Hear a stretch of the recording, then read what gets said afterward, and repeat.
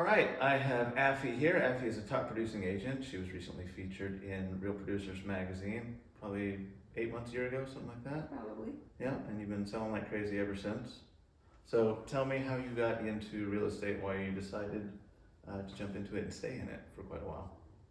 I decided to get into it because I was always fascinated with new homes, honestly, and the designing. And I've always been into contemporary homes, not the typical um, run of the mill. I like the new ones. Um, but that's why I got into it. I had worked for Delta Airlines for almost a decade, and then I decided it was time for a change. What did you do at Delta? I was in customer service. Okay, you weren't flying the airplane? No, No. I wish. There's a lady that works at one of the offices. It's just the most basic assistant. She doesn't want to do anything serious anymore. But she used to fly 747s and 787s. She did 747 transatlantic flights for 30 years. Yeah. And then she goes, I'm done with that. I just want to. So I wanted to travel a lot. Okay. And that's why I joined Delta, and I did travel a lot. Yeah. International as well? International. Okay. Only. Oh, jeez. Those overnight hauls. How many years then have you been in real estate, and then how many years did you struggle before you became a producing So I agent? always tell everyone who is entering real estate that it is going to be a struggle for at least 2 years, but you have to stick it out. I think in any business, you have to keep at it for at least 24 to 48 months before you actually get paid for it. And that's what happened with me. I've been in it for almost a decade now, and my first 2 years were very hard. My first client was my son. Okay. And he used to keep that. I used to beat that. I mean, you have your ups and downs, and it does get depressing, but your support system makes a huge difference to make you push through that. And I think that's what I had, and I was blessed. So. What is your support system? I know Keller Williams has a lot of resources, but you have something in the background, family, friends. So my support system is always my family. Mm-hmm. Yeah. And now I actually have an absolutely amazing assistant who is my director of operations now, and I wouldn't be able to do anything without her. Are you saying that because of the adjacent nature to her in the same room? I would actually say that anyway, she knows that. Yeah. So you have then obviously fired yourself from certain activities and let Maddie take those on. Yes. And then that My gives marketing you, completely is Maddie's. I used to do that. Not just that, she is my director of operations, right? So she does pretty much everything. I'm just the face right now, and I go and do the stuff and meet the people, but the background work is all hers. There's books. I like to read books and learn as much about business as possible. It's just entertaining to me, very nerdy. But one of the things that I've read constantly is the dollar per hour that you're making. When you start out, you're going to be lower, $10, maybe $100 per hour activities, and as you grow, you start learning how to do these $1,000 and $10,000 per hour activities. I say $10,000, you're not making $10,000 in 1 hour, but you might be on the phone for 5 minutes, and that translates to a several $1,000 transaction. And divided up over an hour, you're making a lot of money. But where I've seen a lot of agents do this, they get to a certain point and they're stuck between that $100 and $1,000 per hour activities, and they stay there versus hiring somebody.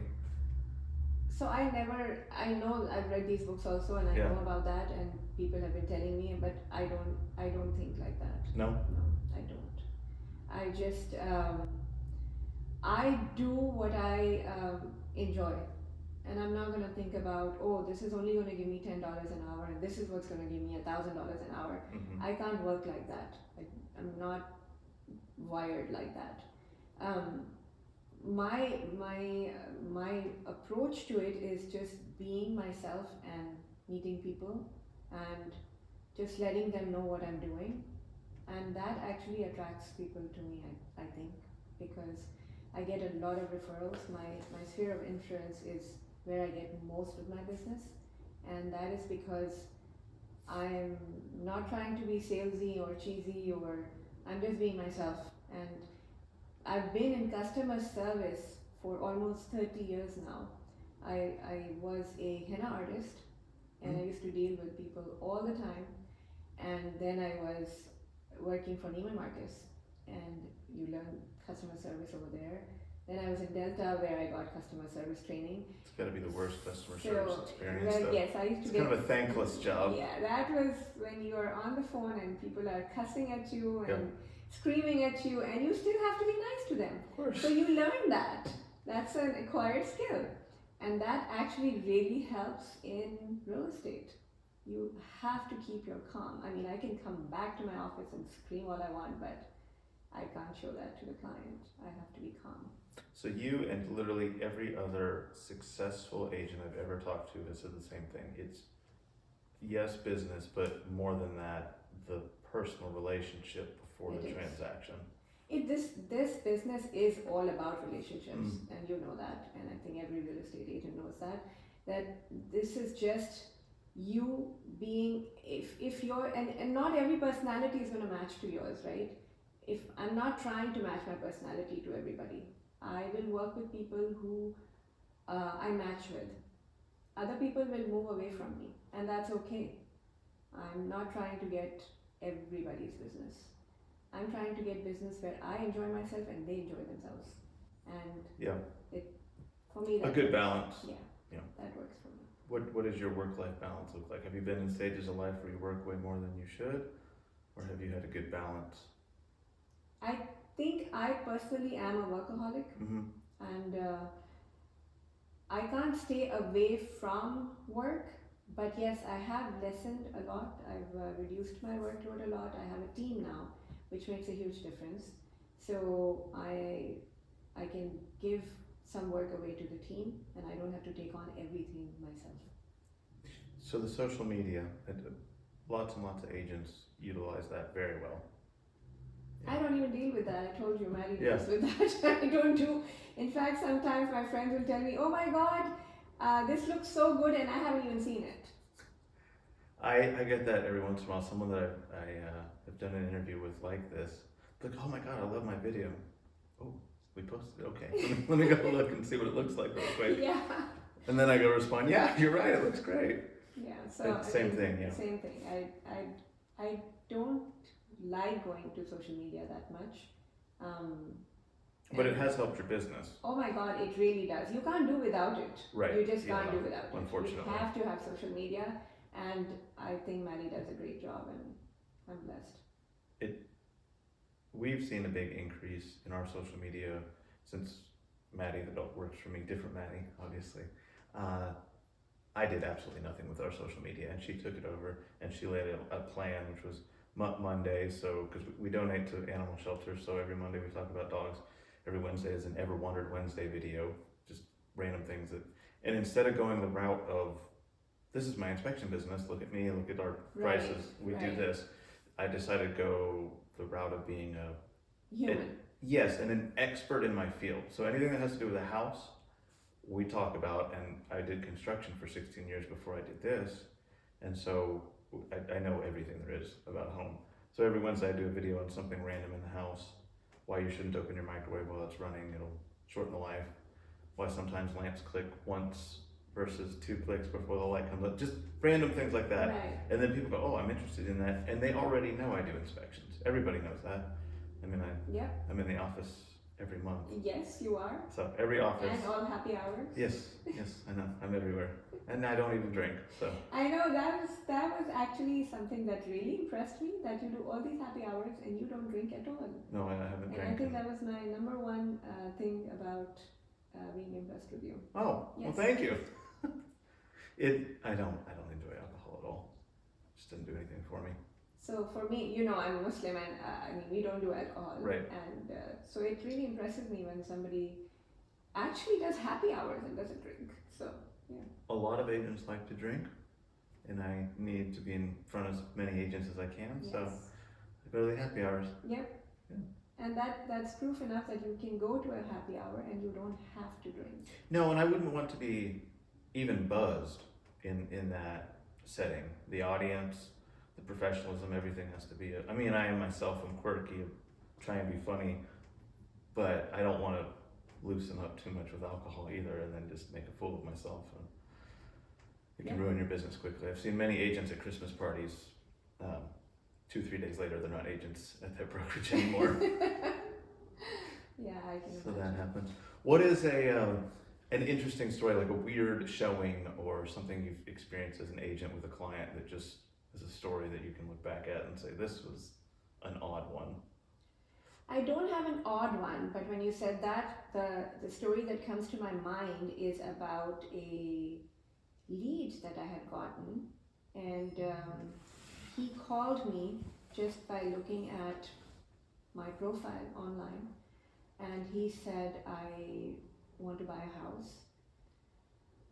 And you're always wary of people who just call you randomly and say that They're ready to buy. ready to buy. And Right. I was like, okay. And I asked him all the questions, and then I said, can you come to the office and come meet me so I can get some more details from you? He lived in Fort Worth, and he came all the way to Frisco to meet me. Okay. And he said, and he came on a Saturday, and he said, I can't come. I told him I'll send you houses, you let me know which ones you like to see, and then we can go from there. And he said, yes, but I can't look at any homes until next Saturday because that's when I'm going to be off. And if you can send it to me, and we'll go look. I said, fine, we'll do that. I get a call from him the next day, Sunday. Not from him actually, from a builder. And the builder called me and he said, hey, I have one of your clients here who's writing a contract. Can I get your details? And I'm like, who is writing a contract? It was the guy who met me yesterday, and he was ready to buy, and he just went and looked on Sunday himself, and he signed up. We closed in a month. Did he throw a dart at the board, or how did he find you? I don't know. But for a last final walkthrough, I told him, hey, I'm going to come and take a look with you so that, if there's you're buying first time, you need to know what's going on. He didn't want me to come for that either. He's like, no, I'm good. I was like, no. So I actually went to Fort Worth and I did his walkthrough with his wife, and he was very thankful because I did point out quite a few things to him that needed to get done before he closed. The closing was a week after that. So we got all of that in the report, and we got all of that done for him. And I've got a client for life. He refers me. Well, that is a weird one. We get calls randomly from people that I've never met, never heard of, and they tell me they're agent. I have no idea where it comes from. Yeah. I did figure out though, because I go into the offices and I bring tacos or lunch or whatever it is that I'm bringing, do my little spiel, and then randomly, a month later, we'll get a phone call from an agent that I've never met before in my life, and I go, where did you hear about us? And they say, Nick in my office has been using you. And so I was trying to extrapolate or figure out metrics where a huge portion of our one-time, single-use only agents are coming from. And I found out they're agents that have never really been successful in the industry, and they get one house that they're buying with their client, and then they go to the top producing agent in the office and just say, who do you use? Yeah. And he goes, well, I like these two guys. Yeah. And I happen to be on those lists. That's awesome. Yeah, so when a top producer likes me, the trickle down effect of it is incredible. Yeah. And we get a lot of business from that. We also get a lot of business from our little monster cards. Have you seen those that we have? It's a door hanger we put on bedroom doors, especially when we know kids live there. And it says, this room has been inspected as monster free. No monsters detected. Wow, that is so cool. It's fun. Yeah. And then if there's no kids in the house, we put it on the primary door just for fun. That's really cool. Yeah, we've got a lot of business from those. Those are fun.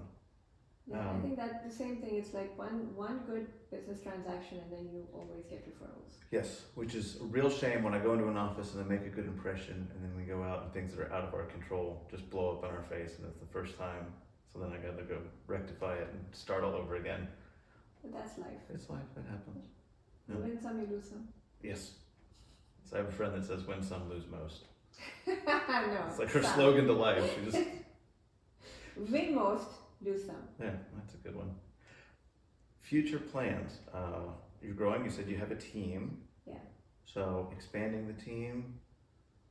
I am expanding the team. We have 6 agents on the team right now. By the end of this year, I'm hoping to have at least 15.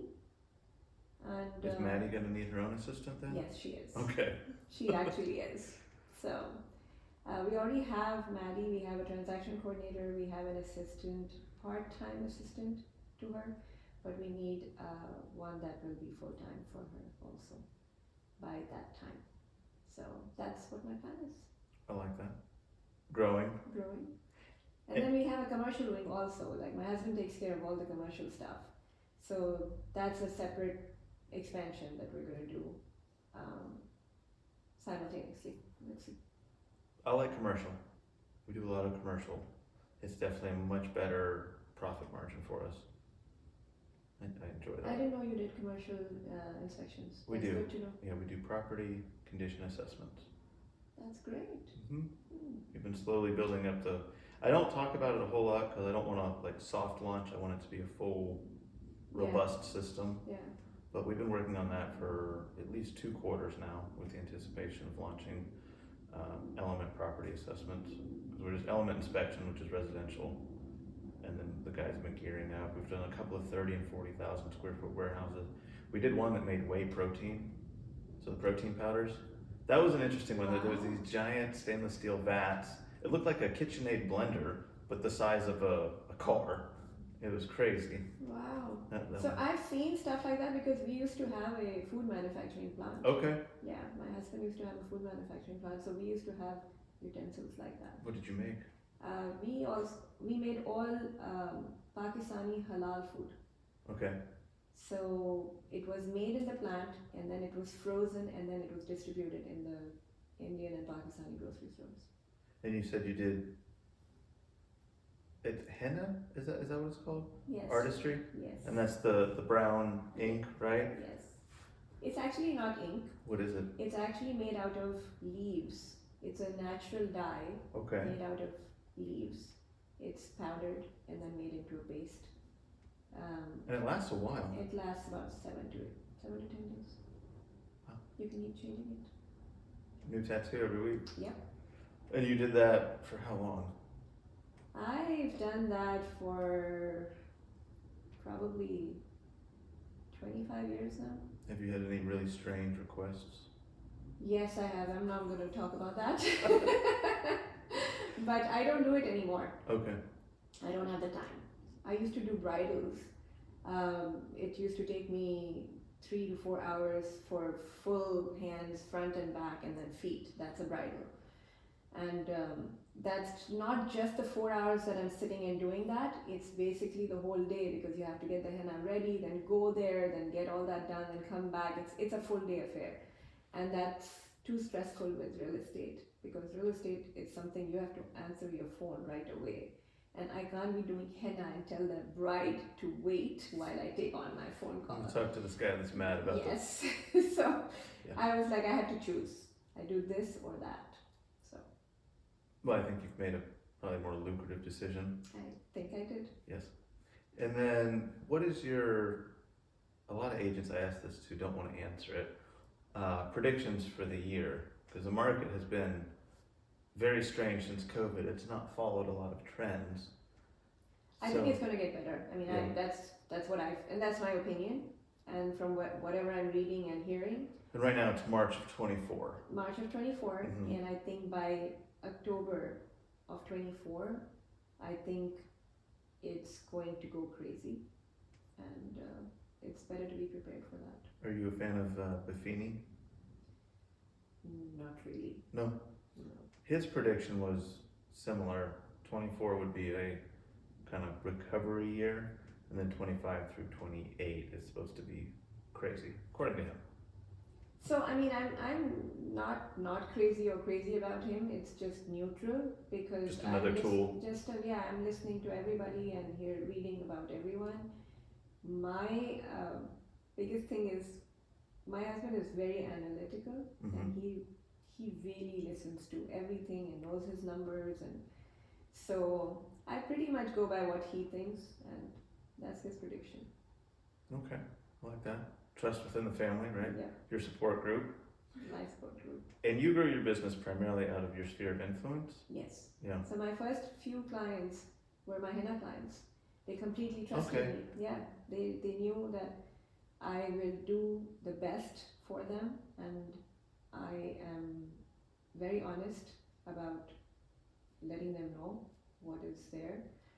And that's how I got them. My first listing was that, and my first two listings were my henna clients, and my buyers were also from. My buyers came from my sphere, not my henna clients, but they were referred to me. So that's, But having listings from my henna clients was huge to me, because that's a huge trust factor. but that's what almost every brokerage teaches. Dude, your small circle turns into a bigger circle, and the more people. Yes. It's just a networking from a central place going outward. Yeah, and I think I'm my biggest critique. That's a good thing, I feel, because I will feel that, oh, I could have done a better job, but on the other hand, they are really happy. But I'm criticizing myself. No, I could have done this. So Could have it's done it always better. yeah, In your own brain. Yeah, it's always a learning thing. That okay. Have you ever done one of those personality tests that tell you? Mine tells me I'm a perfectionist that needs to just chill out and let things happen. Would yours be similar? I have done the personality test, but I don't even remember what it said, honestly.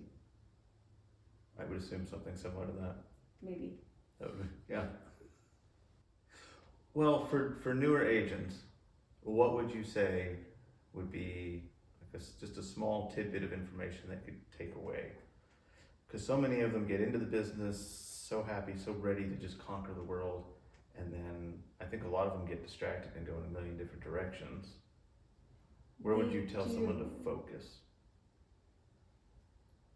I think social media is one of the main things that they need to focus on. Yeah. And as far as getting business, if you don't, I personally think that, and it's easier said than done, that don't stress too much and be yourself. Just talk to people and I mean, I know it's completely opposite to what everyone teaches us, that ask for the business. I feel don't ask for the business, it'll come to you. Just be yourself. If you're helpful and if you truly and genuinely care about that person and what they're asking you, and you're telling them your honest opinion, they will come to you. I think that summarizes it right there. So, well, I don't want to take too much of your time. So Affi, thank you so much for meeting me. Thank you. We're going to put her information in the description below. If you guys would like to just randomly call her like that one gentleman did. Yeah. All the info will be down below. Thanks so much for watching, and thank you, Affi. Thank you.